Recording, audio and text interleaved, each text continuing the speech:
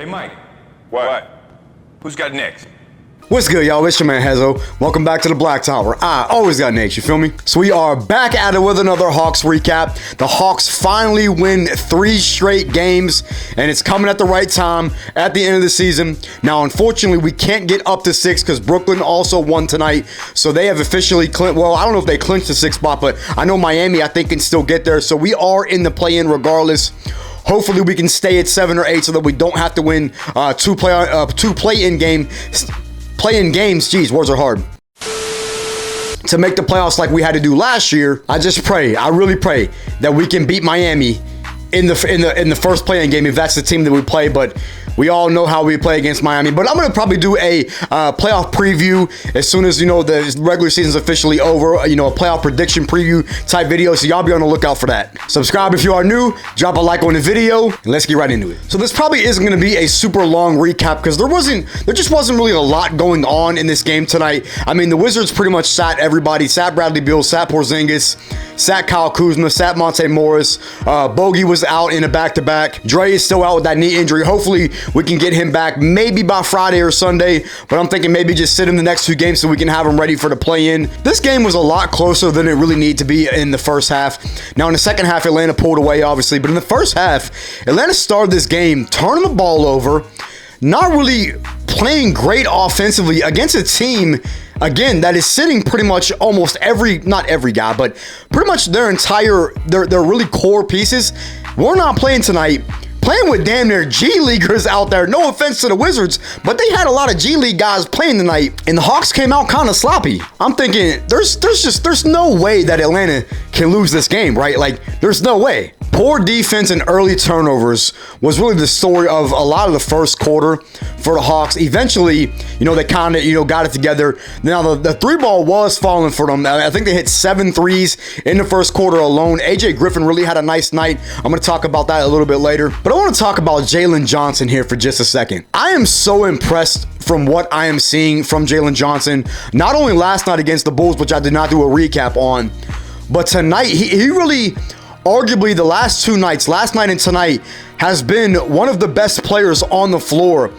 This kid is so good in transition, and I really like what I'm seeing from Jalen Johnson, and I really think that he does have a bright future. Now, I've been very critical on Jalen Johnson and just have bashed him in the past because he just wasn't really playing great minutes early on in the season.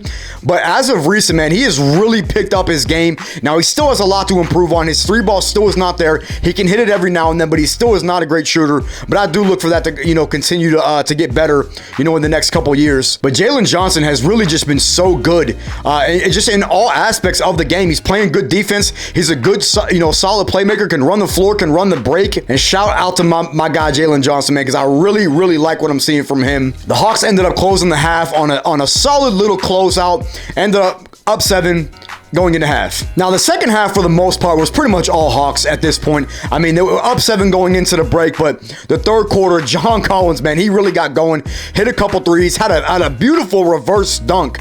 John Collins had another solid night. Didn't have the greatest night last night against the Bulls, but he's had some games here and there that he's shown flashes of the John Collins that we have seen in the past that got him his, big contract extension that we all kind of hate at this point. His 3-ball has been a lot more consistent as of recent. I want to just give a shout out to my guy, JC.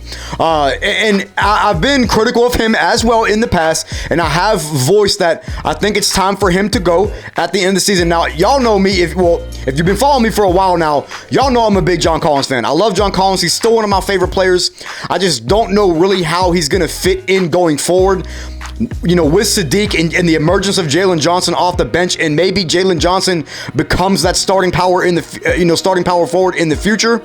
I don't really know where John Collins fits in, but we'll talk about that when it comes to it. I like the game John Collins had tonight. He had another kind of sneaky, quiet, good game. I think he finished with like 18 to 20 points. I didn't check the final box score, but he hit a couple threes again. He had a solid night offensively. Daniel Gafford for the Wizards, man. This kid can play. This kid can play. And I've watched every game, obviously, for the Hawks this year, and every game that they have played the Wizards. And Daniel Gafford has had a lot of good moments in these games. He's an excellent shot blocker. He's a pretty solid rebounder. He can finish around the rim. Daniel Gafford is one of those guys that is a really solid backup center who I think really deserves more playing time. Was kind of really getting whatever he wanted in the paint tonight against the Hawks. He was getting a Kongu in foul trouble. He was getting Clint Capella in foul trouble.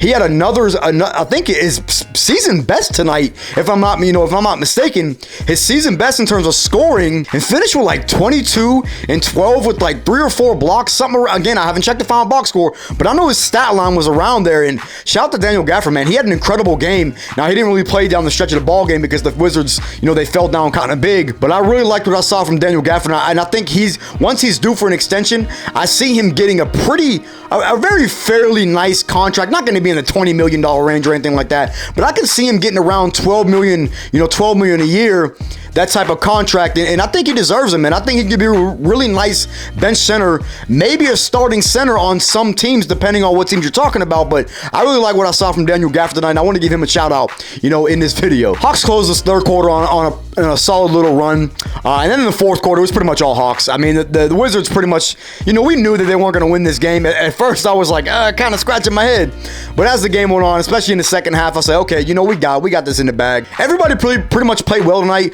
It was balanced scoring all around. Trey was living at the free throw line. Once again, didn't really have a great shooting night, but he was getting to the line, doing his thing, doing his playmaking like he normally does, and ultimately, we were able to come out with a huge win, double-digit win, which I think we probably should have 30-pieced the Wizards, but, this is the NBA. Guys look for an opportunity. They get an opportunity, and they play well in some cases, and the Wizards really had nothing to lose tonight. They were kind of playing free, so it doesn't surprise me that they were hanging around in the first half, but ultimately, we got the job done and got a big win and won our third straight game in a row tonight. So I really only have 2 final takeaways for this game. And again, it's because this game, there wasn't really a ton that went into it. And number 1 was the Hawks defense, and I do not mean that in a good way. The Hawks defense has been bad this entire season. And this is another game where they gave up way more points than we really should have. Now, the offense has been there. We've been one of the best offensive teams since the All-Star break, but it's really the defense that has been consistently bad all season. We just can't guard, man. We cannot guard anybody. Our paint defense has been consistently bad all season long. Yes, we've had games where we've played great defense, but it's not consistent, man. I think we're ranked in the bottom, ranked 23rd, 22nd in total defense, something along the lines of that. We're not a good defensive team, and that's what really is kind of scary when you get into the playoffs and you are playing these high tier teams in the play-in and then in the first round. As long as we get out of the play-in, the defense has to be better.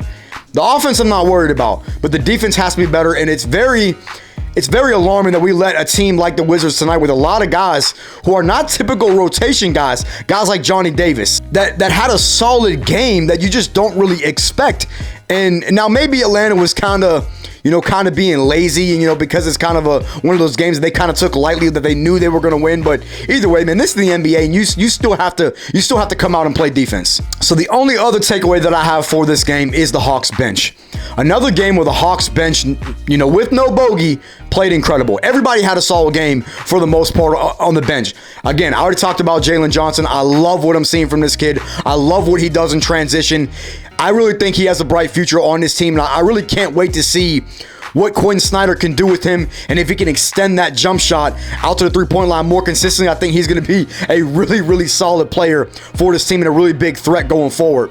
But AJ Griffin had a solid game again tonight. He hit around 4 threes. Even Aaron Holiday hitting some threes tonight. He had a solid game overall. The bench unit played great and was a huge reason why we were able to win big tonight, because our stars really, DeJounte and Trey didn't have great games. I know in the box score, Trey finished with like 25 and 14 or whatever. Yeah, he was getting guys involved.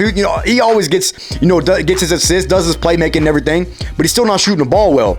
And again, that's another alarming thing that we have to look at going into the play-in and then potentially into the first round. He's got to start getting his shot to fall, or else we're going to be in trouble. Now, granted, I don't think we're getting out of the first round regardless. I know some of y'all do. I do not. That's my opinion. Hate me for it all you want. That's just what I think. But shout out to the Hawks bench. Great, great play tonight. Love to see it. Hopefully they can continue that going into the play-in. We got 2 games left before the end of the season. We got Philly on Friday and Boston on Sunday. 2 absolutely huge games. Huge games. Now, I know people out there are saying that they're probably going to rest their starters. I don't know if I see that happening, especially against Boston, because of the simple fact that Boston knows that this is a potential first-round matchup. I do not see them resting their starters in a potential first-round matchup because they want to see how their starters are going to be able to play against our starters and things of that nature. They want to be able to see and get the full effect of the scouting and everything against our team that they have in the first round. I do not see them resting their starters. Maybe Philly does because I believe that they're locked into the 3 seed if I'm not mistaken. But either way, there's still going to be 2 tough games, and hopefully we can at least win one of them and finish above 500. But it's looking like maybe we finish 500, maybe we lose both games. I don't know, man. They're going to be 2 tough games. So I'm pretty much leave it there, man. Good win tonight, 3 games in a row. Hopefully we can close out the season on a couple wins and end the season on a 5-game win streak. That would be absolutely beautiful going into the play-in.